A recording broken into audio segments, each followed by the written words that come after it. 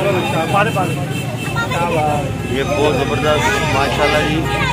आज 14 अगस्त है और 14 अगस्त के वाले सोच फाउंडेशन ने जो पैगाम आज हमारे हुरनाबाद में दिया है, ये इससे पहले किसी ने भी नहीं दिया, ना ही किसी पॉलिटिशियन ने दिया है और ना ही हुरनाबाद में किसी भी इंतजामिया या किसी ने। और ये सोच ने जी बहुत ज़बरदस्त पैगाम दिया है और यही पैगाम जो इंटरनेशनल लेवल पे हमारे लीडर इमरान खान साहब भी चाह रहे हैं। बच्चों के हाथों से पौधे लगवाए जा रहे हैं और ये मैं पहली दफ़ा देख रहा हूँ कि हुरनाबाद में इतना शानदार तरीके से जो ग्रीन किया जा रहा है हुरनाबाद को। ये सोच की जो टीम है ये मुबारकबाद की मुस्तहिक है, सोच की टीम मुबारकबाद की मुस्तहिक है। अल्लाह ताला इनके हौसले बुलंद रखे और इनको इसका अजर दे।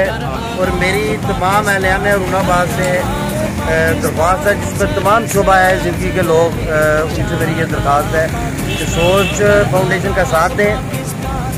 मैं बड़े वसूख से कह सकता हूँ, किसी की गारंटी नहीं दे सकता, मगर इनकी मैं गारंटी दे सकता हूँ कि डेड और नेस्ट लोग हैं ये और बहुत अच्छी टीम है।